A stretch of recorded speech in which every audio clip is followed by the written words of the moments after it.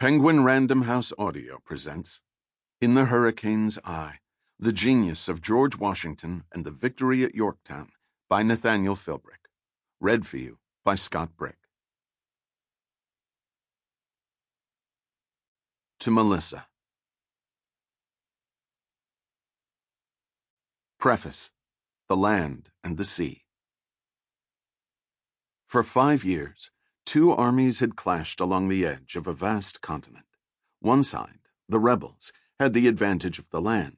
Even when they lost a battle, which happened more often than not, they could retire into the countryside and wait for the next chance to attack. The other side, the Empire, had the advantage of the sea. With its fleet of powerful warships, just one of which mounted more cannons than the entire rebel army possessed in the early years of the war, it could attack the rebels' seaside cities at will. But no matter how many coastal towns the Empire might take, it did not have enough soldiers to occupy all of the rebels' territory. And without a significant navy of their own, the rebels could never inflict the blow that would win them their independence. The war had devolved into a stalemate, with the Empire hoping the rebels' rickety government would soon collapse, and with the rebels hoping for the miraculous intervention of a powerful ally. 2 years before, one of the Empire's perennial enemies, the rival nation, had joined the war on the rebels' behalf. Almost immediately, the rival had sent out its own fleet of warships. But then the sea had intervened.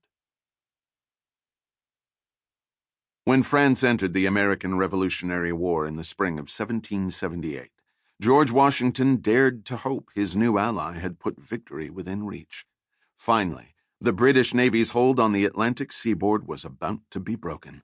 If the French succeeded in establishing what Washington called naval superiority, the enemy's army would be left open to attack from not only the land, but also the sea.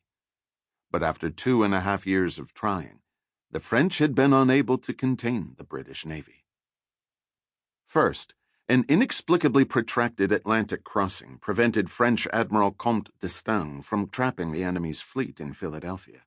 Shortly after that, d'Estaing turned his attention to British-occupied New York, only to call off the attack for fear his ships would run aground at the bar across the harbor mouth. A few weeks after that, a storm off the coast of southern New England prevented d'Estaing from engaging the British in a naval battle that promised to be a glorious victory for France. Since then, a botched amphibious assault at Savannah, Georgia, had marked the only other significant action on the part of the French Navy, a portion of which now lay frustratingly dormant at Newport at the southern end of Rhode Island's Narragansett Bay. By the fall of 1780, amid the aftershocks of devastating defeats at Charleston and Camden in South Carolina, and Benedict Arnold's treasonous attempt to surrender the fortress at West Point to the enemy, Washington had come to wonder whether the ships of his salvation would ever appear. For the last 2 years, he'd been locked in an unproductive standoff with Sir Henry Clinton, the British commander in North America, in and around New York City. What fighting had occurred had been for the most part in the South, where British General Charles Cornwallis sought to build upon his recent victories by pushing into North Carolina. Between the northern and southern theaters of the war lay the inland sea of the Chesapeake, which had enjoyed a period of relative quiet since the early days of the conflict. All that changed in December 1780, when Clinton sent his newest brigadier general, the traitor Benedict Arnold, to Virginia. Having already dispatched the Rhode Islander Nathaniel Greene to do battle with Cornwallis in the Carolinas, Washington sent the young French nobleman whom he regarded as a surrogate son, the Marquis de Lafayette, in pursuit of Arnold.